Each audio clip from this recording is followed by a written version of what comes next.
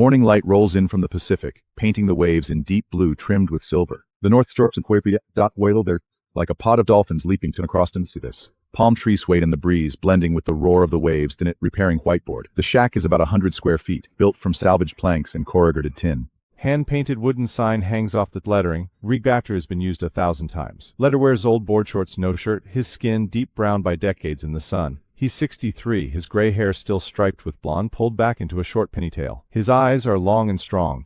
Figures Pete's at the corners. He's sanding the tail of a blue board. A long clat runs across the surface, nor slow. Beside him, Japus Gumurna course sessus pape. Res the resin even rasp. At the edge of the workbench, the corner of a yellowed old newspaper is pinned under the toolbox. The paper has faded to beige. It stays where it is, like a shard of memory allowed to exist. A rental Jeep parks on the dirt road by the beach. The door opens and a young man steps, no depths out. He's wearing brand new surf brand gear. T-shirt, shorts, dark sunglasses, sandals with soles still glim laminate stack, perfectly carrying a newly purchased board. Hey, old timer, I got any traction mat on this board's feet? This board will actually mess with your foot placement, make it harder to shift position. I said I want a pad. If you won't do it, I'll take it somewhere else. I can put it on for you, but if you don't like how it feels after, don't blame the board. You'll probably come back to have me take it off. Think it over. Just do it. I know what I'm doing. Later doesn't argue. He takes the orange board, sets a face his work, pulls a sheet of pad material from the rack and starts measuring. His movement years are quiet, looks pretty old, little faster than when he was sanding the old board, but says the boards on the wall, you fix them? Most of them. I saw all these high-end custom shops on Hawaii. They make boards that look like art. This place looks more like a storage shed. Cutting.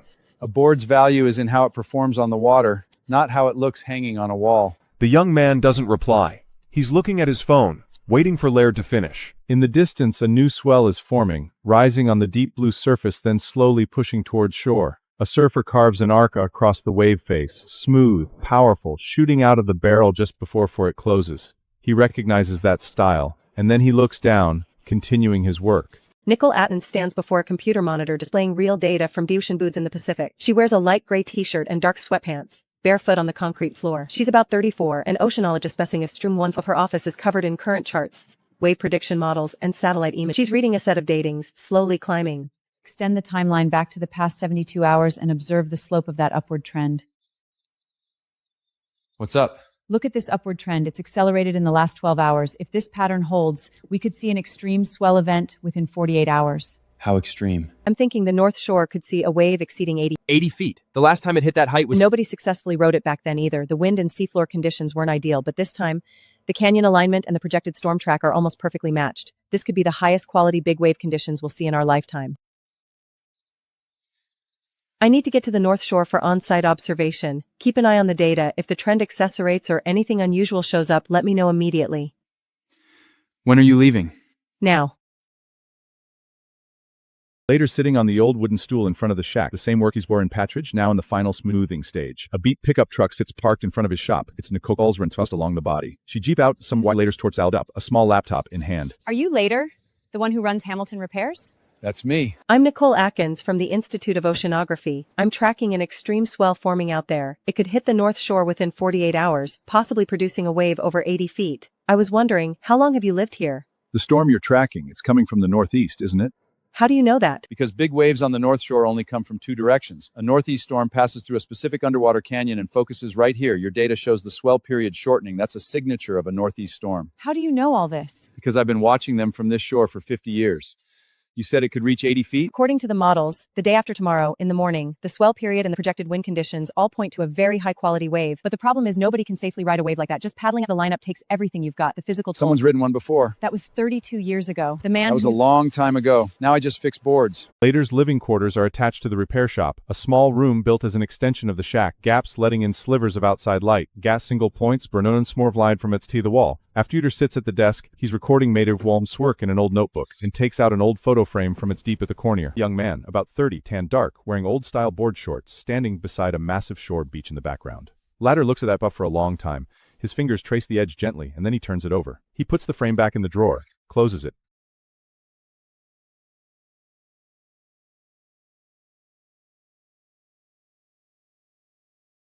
Laird is full. He wipes the standing repair than usual, like he's being sure he's still the do spacing in the front to do the surf flower tied to From's estate. The swell is building faster than expected. The latest models show tomorrow morning's wave heights could exceed projections. I'm contacting the Coast Guard to issue a warning, keeping all recreational surfers out of the water. No need for a warning. What? Locals know when to go in and when to stay out. If the waves really get to that height, nobody needs to be told. In the distance, forming a steep arc against the gray-white sky, then moving forward slowly. His eyes stay on that magic reef at Mundrave of sundown type. Yesterday you said some rode a wave like that successfully 32 years ago. How did he do? There leans the cleaned old board against the shack's post. When one man from where Cole almost false thinks he won't answer. That day, the wave was about 45 minutes.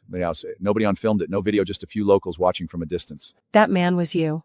Later's eyes rest on the water. That massive swell is slowly flattening in the distance, becoming just another wave rolling toward shore. Yes. Nicole stands there windward by 60 years of sea breath, holds no boast, no look of waiting to be acknowledged, just the same calm as always. The sky hasn't fully brightened yet. The sea is covered in a thin gray-blue light. The wind is stronger now, palm ferns thrashing through violently, a continuous rustling. The beach is empty. No surfers, no toilessly looking at those dark walls approaching the distance. Lard steps out of his shack in the pre-dawn light. He's wearing an old wetsuit, not a full suit, an old surf top with a faded blue design on the chest. He's barefoot, carrying the deep blue board, the one he wiped down yesterday, its surface catching the dim light in a dull gloom. Nicole stands on the high ground of the beach, watching his back, but she's not holding her without raising it. She just watches. Walks into the water. The first wave rushes in, rising past his knees. He doesn't stop, keeps walking, sets the board on the surface, then lies down and starts paddling. His movements carry the same rhythm as when he sanded the board in the shop. Slow, even, each strokes, wasting no energy. He heads towards those slowly across the sea. On the distant horizon, a new swell is forming. It's different from all the waves before. Taller, steep, blue water at Mount Wees like ounce per second, but carrying a forming weight like a by the tempt on the move. Lard has paddled far out, and as the shadow of Moat Giant approaches, he paces though doesn't speed up go. He keeps paddling his own tempo, and as that nape successively behind him, he pivots his body on the face of whales wide, no kissing the forming barrel. Tinats between widely forwardness doors to which that fit through water. People just stand there, watching that small figure moving inside the giant wave, watching him hold his balance with exact precision inside that enormous chamber of water, then shoot out the end of the wave, landing on the calmer water behind it. From the first paddle to the finish, the whole thing took about 3 minutes. Barefoot on the sand, his wetsuit dripping, hair plastered to his forehead, his breathing faster than before he went in, but his steps are steady, no wobble. He carries the deep blue board back to his shack, leans it against post, then pulls an old towel from just under the tool rack and wipes his beyond expectation and hasn't yet found the words for it. You rode inside that wave. I saw you come out the end. Your whole body was completely stable. I've never seen any surfer hold that kind of balance under those conditions. If you're tense on a wave, the wave feels it. It gets stronger. If you're relaxed, you're just moving with it, not fighting it. I got it on video, posted it online. Later gives him a glance, says nothing. He just hangs the towel back on the shack's post, then crouches to inspect the blue board surface. Is any new damage? Nicole stands in front of the shack, watching his back. A few minutes later, she opens her phone and sees a video spreading fast. The footage is distant, a little blue walls. A small black figure is moving through the curling barrel. The video shares start multiplying within hours of being posted. First, it's Hawaii local media groups. A few locals share their own angles, one from a closer position with clearer footage, show that figure moving inside the barrel more distinctly. Then the video spreads to the wider surf community, sports media, news sites. One comment gets thousands of likes. My father used to tell me about Neth Stroken and the name is that wave walker. They sway shorty never talks about what he's war. Nicole stands in front of the repair shop, watching the comments section grow faster than the page can refresh. She looks up at Lauder. He's fine-spanning the tail edge of that blue board. The same motion as yesterday, same rhythm, as if he hadn't just passed through an 80-foot wave a few hours ago. A small group of local surfers gathers under a small pavilion at the Nova the beach, the informal gathering spot for North Shore locals. Most are middle-aged or older men facing on the band by the sun, whittling the marks of piece of moors of awnings on the water. Some of them were the ones standing on the high ground that morning knife. He's about 50, grayed hair, a long coral scar on his arm. He looks up at a young local walking over. The kid's holding his phone, the viral video at the scam shot on the screen, then goes back to whittling. Uncle Kahu, do you know who that is? The one who rode that wave this morning? He lives on the North Shore. Everyone knows him. He didn't used to fix boards, he used to just surf. Then he stopped and started repairing. Why? Because after you've done that thing, you don't need to do it a second time to prove anything. He fixes boards so other people can use theirs. His own board, he's always kept it. Today was the first time in all those years he Kiahu wants to ask another question, but Kiahu stands, brushes mud trips off his skirts, and walks toward the beach without looking back. I live in a community near the North Shore. Since the late 90s, people mentioned seeing a lone surfer riding the big waves here. His board is deep blue, an old style most people don't use. On shore, he's just an ordinary middle-aged man. In 2000, I saw him ride a big wave alone while everyone else stayed on shore. I tried to find out his name, but nobody would tell me. I know who he is. His shop's on the North Shore Dirt Road, but he doesn't talk to tourists about that stuff. If you're local, he'll talk weather and swells. If you ask about 1994, he says the beach was different back then and changes the subject. Movement is extremely fluid. Completed a direction change inside the barrel with almost no speed loss. This requires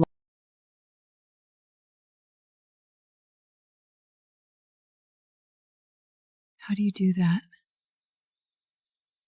Spend a lifetime doing one thing and never talk about it. Are you the guy from the video this morning? That 80-foot wave, did you ride it? I fix boards. We saw the video online. The locals told us this is your shop. Were you really a big wave surfer before? That was a long time ago. Today I'm just fixing boards. Drop it. He doesn't want to talk. He's working. If you need a board fixed, you can wait your turn. If you're just here to take photos, please respect what he's doing. Want me to post something for you? Tell them you're the guy in the video, but you just fix boards now. That might stop them from coming around. Let them know. Don't let them know. Either way, it's all the same to me. Ladder. I came over from Oahu. Saw your video. Manoa, you still have that board?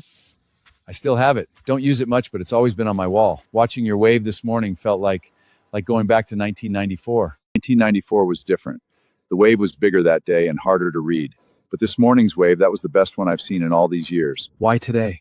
Because that wave deserved to be ridden, not because anyone would see it. If the TV people come looking for you, you can say no. You don't need to prove anything to anybody. Mr. Hamilton, I'm with WNBC. I was hoping... I don't do interviews. Mr. Hamilton, the video riding that 80-foot wave this morning has gone global. People want to know who you are. Are you the wave walker from the 1994 Big Wave Day? Why have you stayed silent all these years? Because that thing, it doesn't need a lot of words to explain. If you want to know what it felt like, you need to go out there yourself, not learn about it through someone else's interview. That video's hit mainstream news. They're trying to confirm his identity. The surfer has extensive long-term experience in big wave surfing, and his movements reflect a profound understanding of extreme scale waves.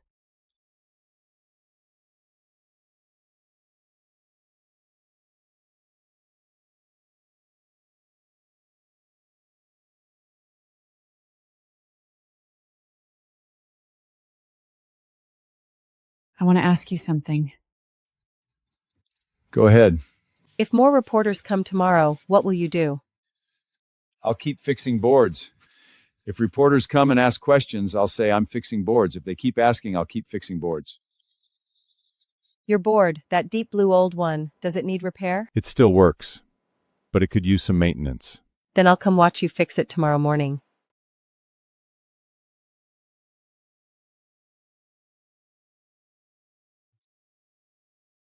Morning light rises from the sea, illuminating a new day. The waves are calmer than yesterday. The peak of the big swell has passed, but there are still several clean swells rolling in, each catching a deep blue gleam in the morning than usual. Some locals, some surf photographers with telephone lenses. They're all looking in the same direction, towards the repair shop. Later steps out of the shack in the morning light. He doesn't head toward the water. He walks to his workbench and starts organizing the day's tools. His movements are as calm as always, the eyes on him. He stands at the bench for a moment, picks up a surfboard, an old white one with blue stripes, and starts sanding a small dent on its stand, wearing a light gray jacket. Do you want to teach me?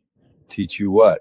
How to read those waves, how to tell which ones are worth riding. You've watched them for 50 years, you understand them better than trying to build models that predict their behavior, and you understand signals can't capture. To the side is Vaksh, pulling an old board from against the wall. Not the deep blue one, a more ordinary, shorter board. If you want to learn how to read waves, you need to learn how to be with the water, not predict it with models. Stand in it, feel it. You'll take the time to teach me?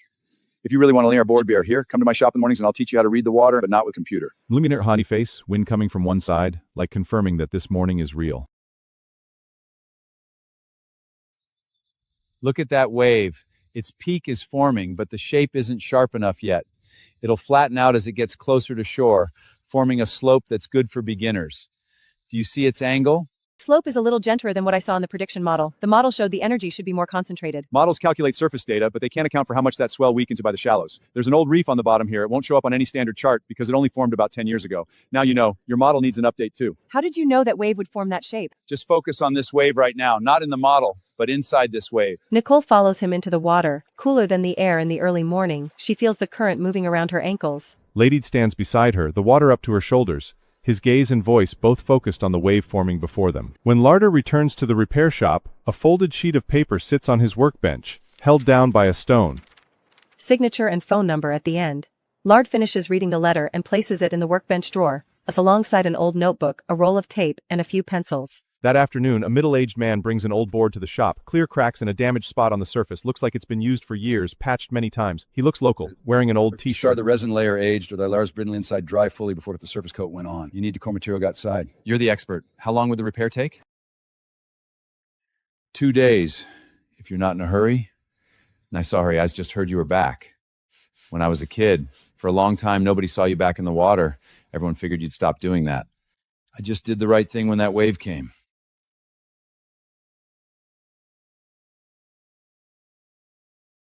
You're right. I just wanted to come see if you were okay. Nicole sits before her computer, searching the University of Hawaii Library's digital archives. She types North Shore, Big Wave, 1994 into the search bar and hits enter. The results are sparse, just a few old news summaries and one academic paper citation. February 1994, the North Shore experienced an extreme swell event with wave heights reaching approximately 75-80 feet. Several local surfers reported of an anonymous surfer who paddled a step per piece and another window, a database of quit the sub 80 into the search bar. She types Lapesford Hamilton surf competition record that disappears. Results of entries through the years from across different years. She clicks the earliest. Then the next. 1978, a Wahai's Lair Championship rank. Then a record clicks at the record scrolling through. Nicole notices a pattern. After 1985, there are no further entries for later in competitions or public surf events. His public activity record stops completely after that year.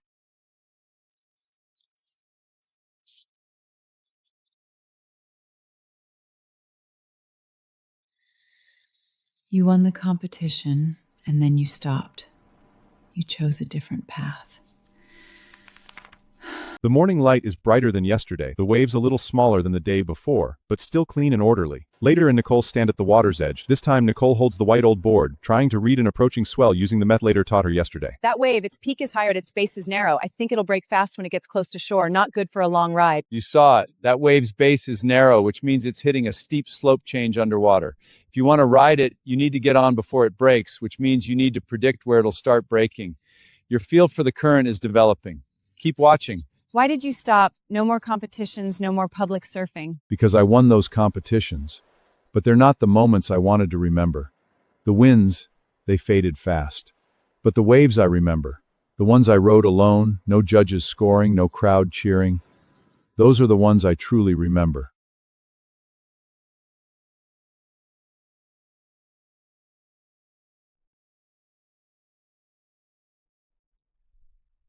Norta materials was make the landy to inventions speestry to provide to Hamiltaves.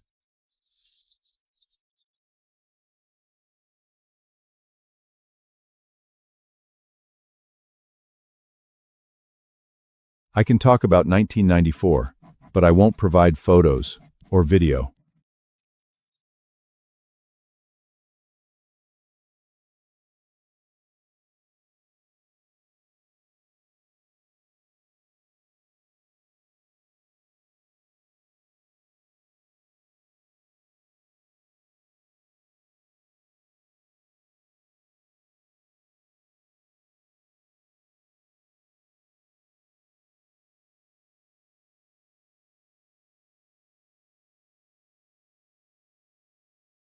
Nicole is writing a paper on extreme swell prediction. She's citing a specific case study, the recent big wave that formed on the North Shore. Then adds after local surfer, who won first place in the 1985 North Shore Big Wave Invitational and was observed on the 1994 Napave Day unrecorded but reportedly high successful big wave ride. She reads those lines over once, then keeps them in the paper and continues typing. An envelope has been placed on the old nutbull on Lad's workbench, left there during the brief time he was out checking the waves. The envelope is cream-colored, heavier paper than usual. Laird notices it when he returns. He opens it unheavingly. Inside is a sheet of letterhead History and Archives Committee. The letter is short and direct, inviting Lady to record his 1994 big wave experience for official surfing history archives. Lady finishes reading, turns it over and checks the postmark on the envelope, mailed from Oahu 2 days ago. He leaves it on the workbench, neither putting it in the drawer nor replying immediately. The sun is setting, painting the ocean in a gradient of warm orange and deep blue. Nicole's on the over from her car and folding 2 cans of drink, holding hands one to last it there, take doesn't drinks holds it.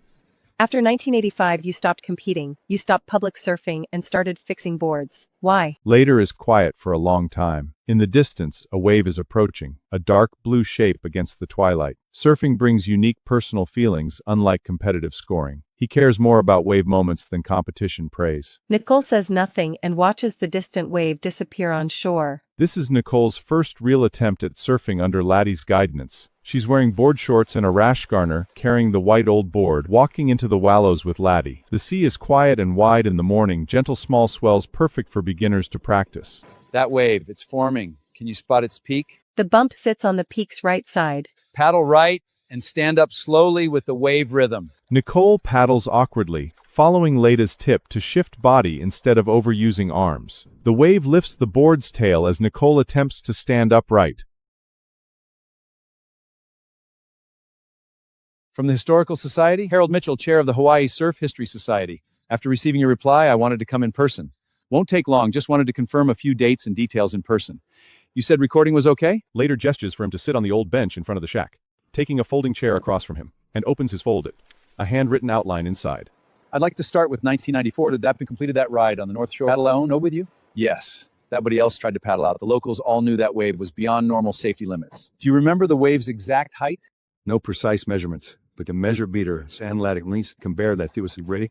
But one more question. You've continued that you stopped competing. When did you start focusing on board repair? The repair work started earlier than the competitions. Around 1985, I began helping people patch their boards on weekends. After I stepped back, repairs gradually became the main work. You don't want to compete again? I spent enough time competing. Some things, when you're doing them, you know they're right. You don't need to make them a competition. When I rode that wave in 1994, nobody on shore was keeping score or giving marks. That felt right. This information is valuable. Nicole sits in her temporary office, reading a long article published on the Surfer magazine website.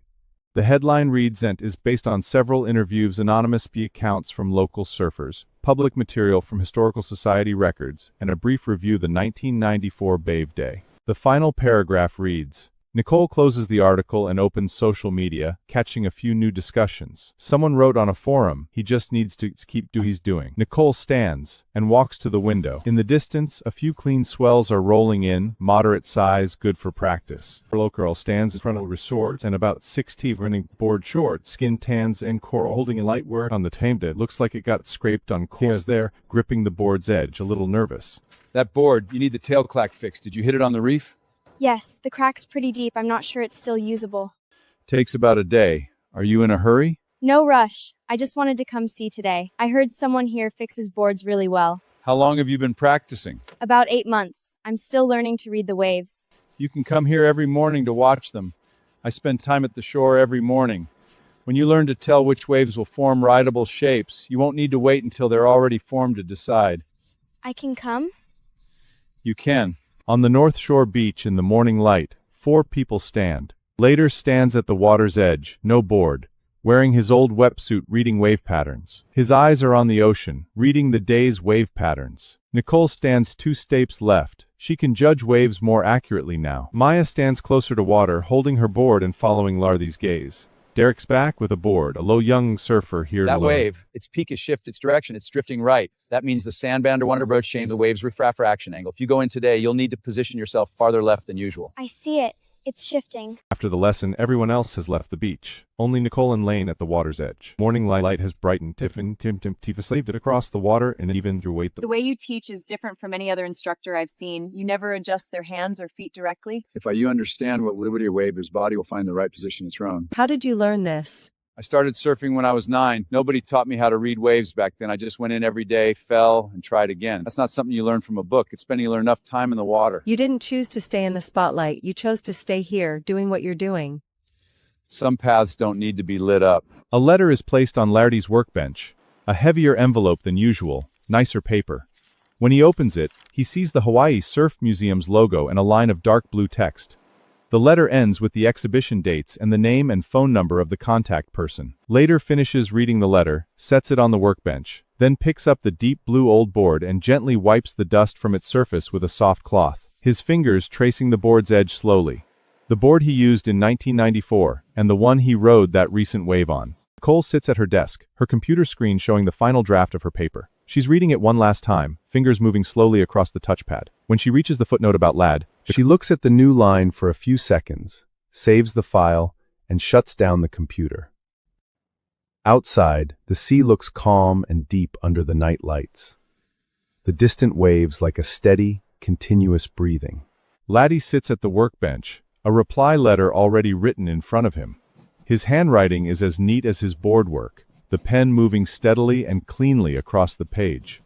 The letter is short, written on a page torn from his notebook with an old fountain pen. The museum's exhibition hall is spacious and bright. High ceilings, pale gray walls, polished terracquin floors. In the center, a new exhibition area is being set up. A few old surfboards waiting to be displayed on the work table. Among them is the deep blue old board, traces of age on the resin surface. Slight wear along the edges from years of use. It's being carefully placed on a display stand at eye level, slightly tilted so visitors can see its full shape and details. This board was used in multiple extreme swell events. Later stands in a corner of the hall, leaning against a pillar. He doesn't walk into the center. You said you didn't want it in a glass case. They did it your way. It looks different here than it did on the water, quieter. On the water, it's moving. The rail cuts into the wave with that soft sound. The vibration travels up through your feet, and you feel that connection, but it's being seen. He turns, doesn't linger, walks down the corridor and out, Nicole falling into step beside him. On the repair shop workbench, Maya is fine sanding the tail edge of a board. She sits on the old wooden stool Lad usually uses, her posture similar to his, leaning slightly forward, wrist steady, laying sandpaper knife across the resin, watching her work without correcting anything. Should the sanding line here go all the way to the edge of the tail or stop about half an inch before? Depends on where you want it thinner. If the tail edge, you might get more vibration under certain conditions, but keeping a little thickness gives better stability. What do you think? I think the key using this board might take it into bigger waves, needs more stability. He doesn't add anything more. He keeps wiping the board in his hands, calm and rhythmic. I brought my board today. New crack on the surface. Mr. Later, should I patch the resin first or sand the area around it first? Sand the area around it first, get the old resin and debris cleared out, then apply fresh resin. That way the new resin bonds properly with the board. Drake sits down and the shop falls quiet. Just the sound of sandpaper on resin and the occasional scrape of a scraper. The sky has just lit, a thin layer of morning mist over the sea, the distant horizon soft and blurred in the haze. Leiter stands at the water's edge, ankles in the shallows, his eyes on approaching wave. His hair stirs in the wind, gray strands catching a pale glow in the morning light. His stance unchanged, his gaze unwavering. See Nicole chose a mid-sized one this morning and wrote it cleanly. She stands waiting for the next one. See my goss. Maya's on her other side. Derek, a few local teen airs and moving in through the morning light. That wave starts curling as it nears shore, forming a barrel that gets forward until it breaks, dissolving into white foam.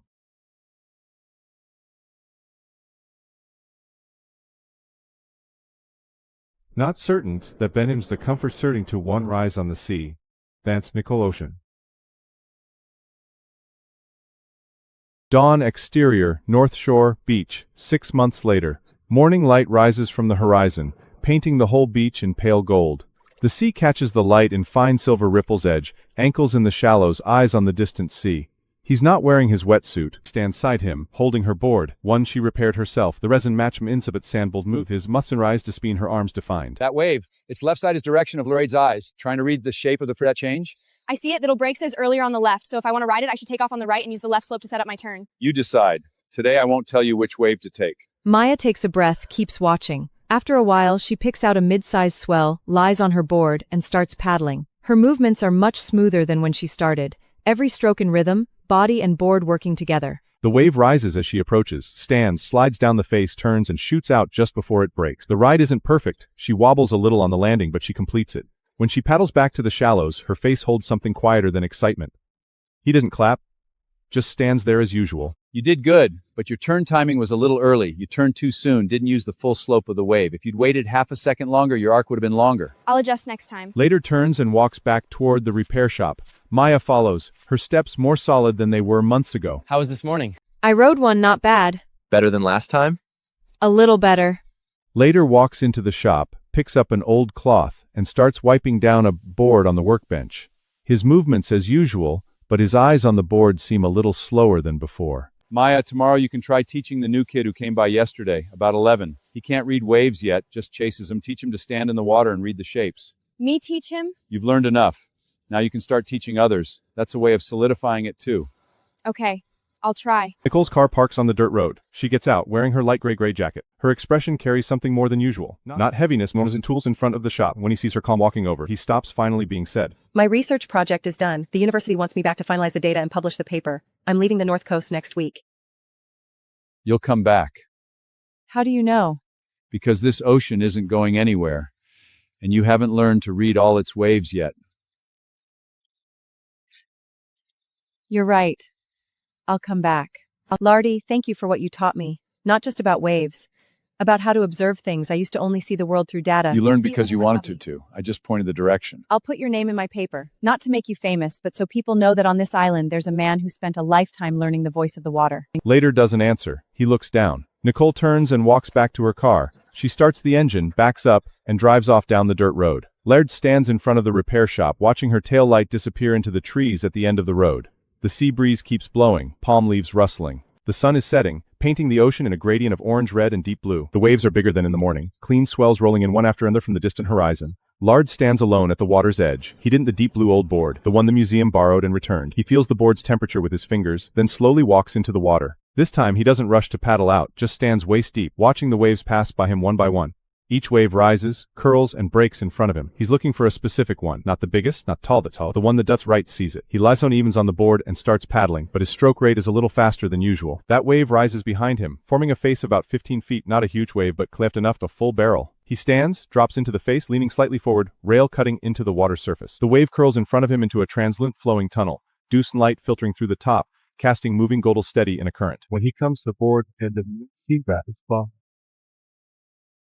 Rising this one at his phone to shore.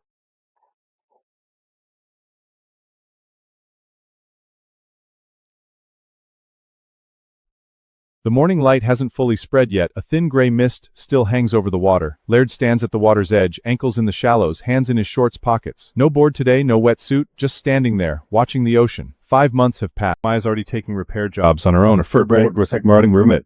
The spring-based crack frying residue. Derek rings the stew was still going to the bees and Ursuline's learned to gauge depth of a crack. The youngest one is Kalo, 12 years old, still learning to read the waves, but he started going out on his own on weekend afternoons. If you learn to read the water, you won't need anyone to tell you when to go in.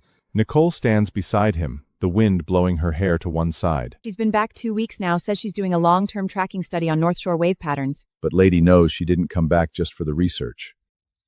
I'm heading to the south side today. Need to collect some data. When will you be back? By evening.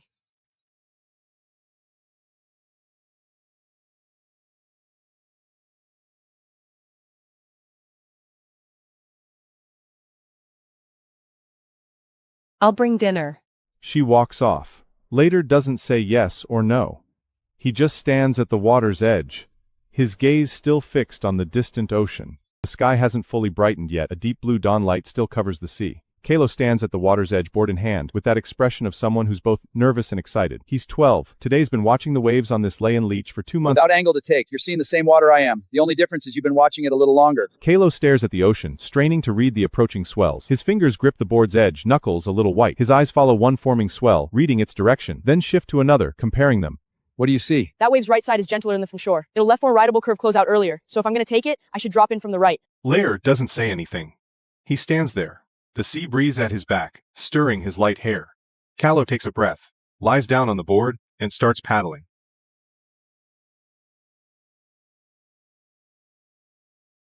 Surfaces, pulls the board back to him and wades into the shallows. His expression is that he didn't quite succeed, but didn't fail either. But you turned half a second early. If you'd waited just a little longer, your arc would have held. I felt that happen. I just couldn't adjust in time. Then you'll be ready for it next time. Kalo nods, gets back on the board, and paddles towards the next wave. Maya's at the workbench sanding a board's surface. Her movements are far smoother than they were months ago, more wrist strokes, more agitation natural. She's in old cargo shorts and a faded blue t-shirt today, hair pulled back in a short pull-away. A middle-aged man walks up to the repair shop carrying an old Surf brand t-shirt with a logo so fade you can barely make out what an old board. You're Hamilton's apprentice? Something like that. He taught me how to fix boards. The man sets the old board on the workbench. A clear crack runs from the nose to about halfway down with some patch marks along the edges, but the repairs look incomplete. I need this board fixed. Can you do it? Maya runs her hand along the crack to feel its depth. Repairable. Prior resin failed to bond foam core, creating hidden splits. I'll strip old coating, reglass it, 3 days turnout. You're right. Someone else fixed it before, said it was good to go, but it split open the first time I took it out. Won't happen this time. He walks off. Maya sets it on the repair stand and starts prepping her sanding tools. Your quote was right. 3 days is reasonable. That crack runs deep enough that you need to strip it down to guarantee the strength. You heard that? Heard it. You said it clearly.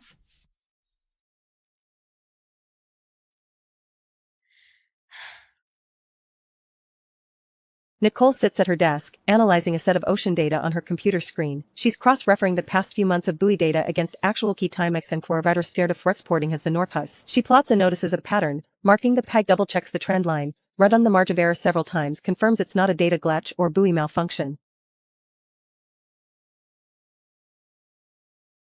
Kyle, it's me. I need to change you a water to the rent. I'm similar chart and on my end. Trend line slope your chart. Still 2 beginners, but entering feet this time, but it might push learn. I'll keep tracking. The morning light is brighter than usual. A pale gold mist hovers over the water. The waves show dark blue outlines in the dawn, each one a little taller than the past few days. Maya, Derek, Kalo are all there. She observes at the edge of the dune Wifunji in height, logging every data point on her device. Her expression is focused, but calmer than the first time she came here. Later stands at the water's edge, Where are my 40-foot waves today? but not for going I've in. never seen anything that big. Later doesn't speak. He doesn't say you're not or wait a few years. After a moment, if Leifreit twachig cools, Kip Sayer Minsektrel dorning light, white water starting to watching the oges. Look at that wave. I see it. It's worth watching. You don't need to ride it today, but you can remember what it looks like right now. Someday you see a wave like this one, you'll know what to do with it. It moves across the surface, getting steeper as it goes, the peak starting to curl, and then it breaks as it nears shore, spreading into a wide sheet of white water. That's what observation, you try to understand it. Some through its shape until it becomes part of your body's memory. Morning light rises from the horizon, illuminating a pale gold sea. The waves are a little bigger than usual, but clean, each one a clear silhouette in the dawn light. 5 people stand on the beach. Jared, Maya, Gaolaya, and she's learned 3 months ago. Her name is Ia, comfortably calm, through wind waves on her own. Not perfect, but her eyes are starting to tell the difference between types waves. Stand in a row at the water's edge, each holding their own board. Nicole stands on the dune camera. She's been documenting North Shore wave patterns lately, but through the lens, 5 people statouts 4 to 1, lined at cleaning, forming moving patches of light on the south. Good waves today.